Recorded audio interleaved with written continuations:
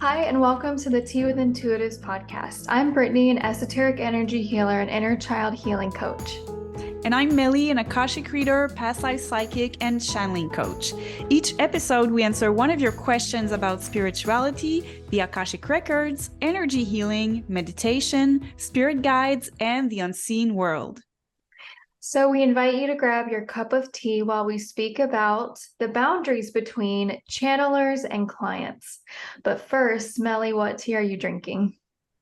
Well, Brittany, I am drinking a very simple mint tea in my very new Office Ladies cup because I really love podcasts. So if you are Office fans, and by that I mean the TV show, The Office, then you know of this podcast by two of the two actresses that were in it. Great podcast. So that was a birthday gift from my husband and my daughter. That is so cute. Yeah. And what are you drinking? I have my go-to tea right now, which I'm probably going to try to find more of. It's the Emperor. What a name. Emperor's Bride. Best tea name ever. Yeah. But it's really good. It's a Earl Grey kind of black tea blend. Yeah. I think we need to ask the company if there's something about an Emperor's Bride, and that was kind of her brew. Oh my gosh, imagine having a tea named after you. Yeah. Meli tea. Yeah. Brittany tea? Let's dive in. So this we felt was an important topic because no one talks about this. Just to dive in a little bit, kind of like the behind the scenes of when it comes to boundaries between energy healers, practitioners who are channelers or psychics or mediums, and kind of the boundaries that we have to set with our clients, but also vice versa, right? Like the boundaries a client should have with their practitioner. Absolutely. Yes. Why don't you go ahead and start? Sure. So one thing we've mentioned in the past on this podcast is if you are a channeler, you'll probably resonate with this. But if you're not a channeler yet, right, I'm sure you're going to get there. It's the fact that people on the outside think we know everything because we have a really, at least a more clear connection to sort of the unseen world where vast knowledge and information is accessible, but we really don't know everything. And sometimes we're limited in our own understanding. Sometimes we're limited in our own personality. So only certain types of information are accessible to us as individual readers. So one thing that Meli's super good about mentioning is to find a reader that specializes or has expertise in the topic that you yourself are curious about, instead of just going to any reader or any healer. Really find the person that fits your question. Exactly. Yes, I completely agree. We all have our fields of expertise, and it's in our field of interest, but also when I channel my spirit guides, if something is not in my field of expertise, they're going to be super vague or they won't really answer because they want me to be focused. They actually show me what my niche is. Mm-hmm. Yeah. And one thing I'll say as well is I think it's just a common misconception is that if someone is or a reader is opening up a client's Akashic records, that reader has access to like knowledge that expands far beyond maybe the client. So questions that are political, or a client may ask a question that's about other family members or their children. They might ask a question about like a relationship between two other people in their life.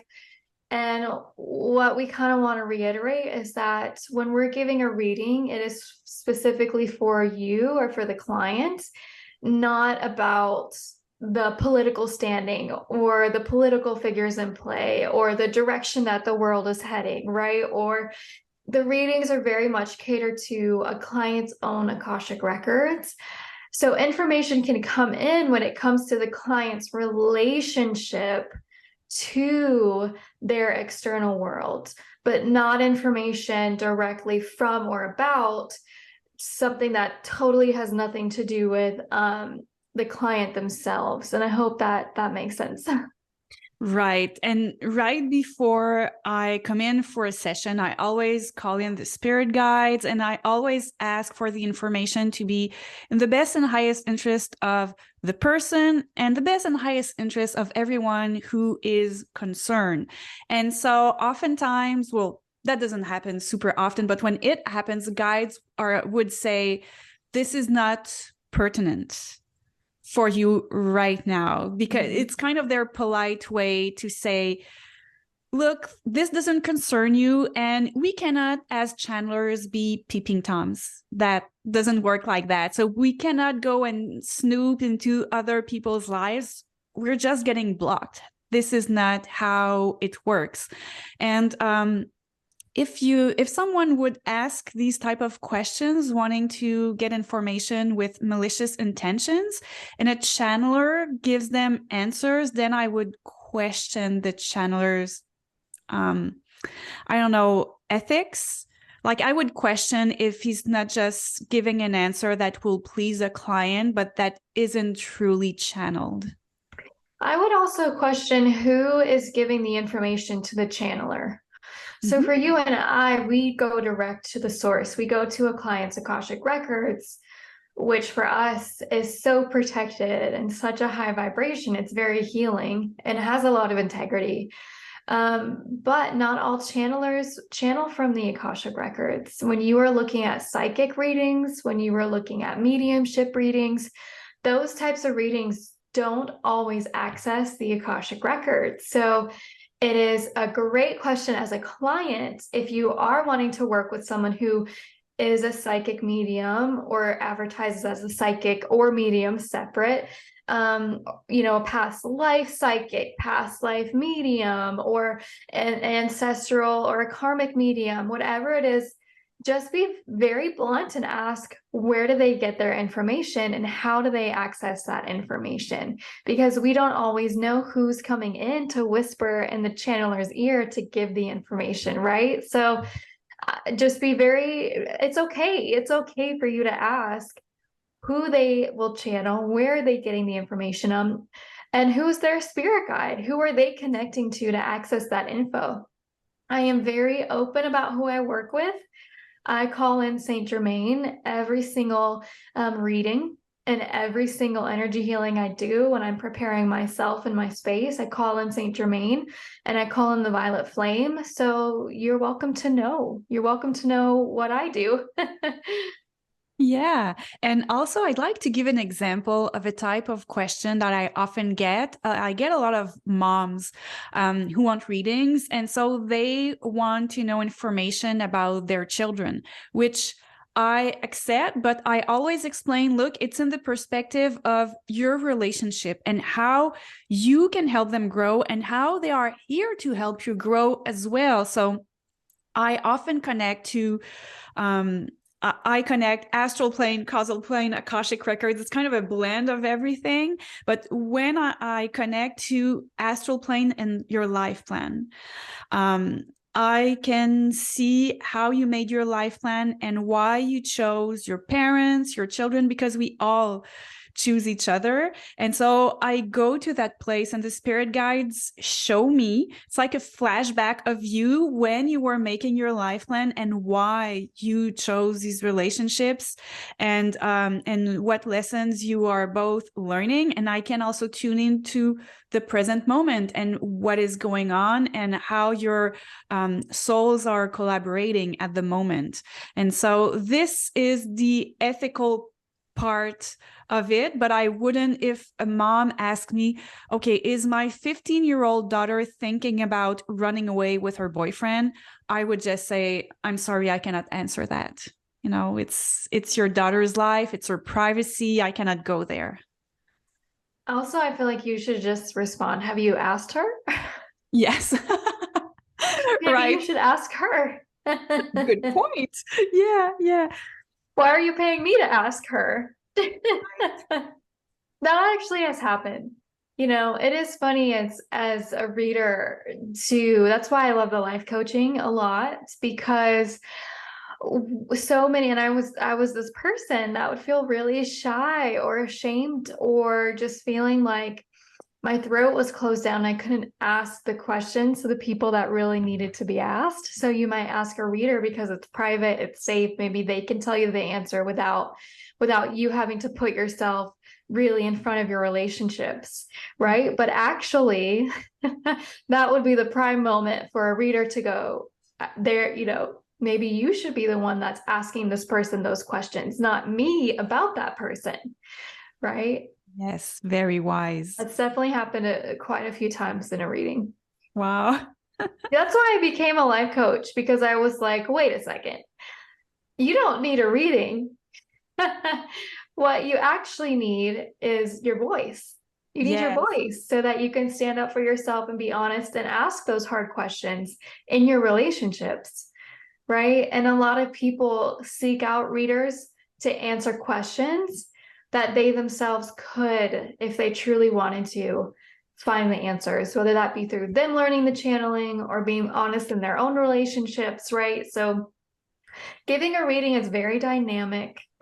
Yes, yes. And also it's funny because you're saying that is why I also became a life coach. And for me, that is why I became a channeling coach, because the spirit guides kept saying, we want this person to get in touch with us. And the questions she's asking, she can just ask to us directly. She has all these gifts, because I get a lot of people who do energy healing. They are very spiritual, very attuned to the spirit world. And spirit guides are saying, what are you waiting for? Okay, we're going to do it through a channeler, but you're ready. Just go ahead and do it. And Yeah. also, Brittany, when you say that it's a very interactive experience, getting a reading, I like what you're saying, because I sometimes get shy people and they just give me their questions beforehand. And now we're meeting. I do some Zoom live sessions. And so I have them live, and they have this opportunity to bounce back of things and ask for more details. And they're not talking and all shy. And I'm like, do you want more details about this? Or no, I give them examples of other questions that I can ask, because they're kind of shy, but it's your reading. So go ahead and stop the channeler or take another route, but it's really your reading. Yeah, and two things I'll say is I do teach my clients how to channel. I just don't do it through a course. I do it through my life coaching.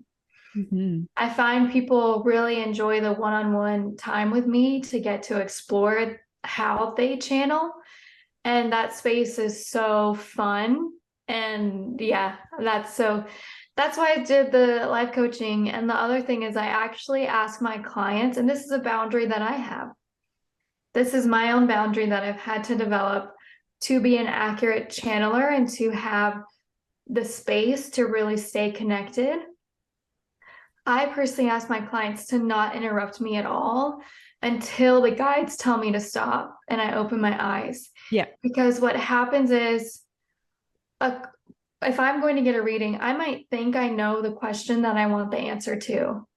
But if we're open, what happens is the questions are answered and more if we let the guides take up space to really bring forward what truly is for the highest good and not just what the client thinks the question should be. Right. That's what I have found. It's funny. I have a document what to expect and how a reading goes. And it's the same thing. I tell people I channel with my eyes closed. Once you see me with my eyes open, we chat, you ask questions, exactly the same. We need to give space to the spirit guides and give space to the answers that we weren't expecting. Mm-hmm. For sure. Yeah. So I would say be very transparent. Ask whoever you are signing up to get a reading for questions. Ask where they're getting their information from, and don't be afraid to really figure out the boundaries between you and your energy healer, you and your reader. I think it's really important. Thank you for listening to the Tea with Intuitives podcast. If you have a question for us, you can send it at teawithintuitives@gmail.com or via Instagram or YouTube. Your love for this podcast helps us grow and reach more like-minded souls, so don't forget to rate, review, and subscribe to this podcast. Have a beautiful week.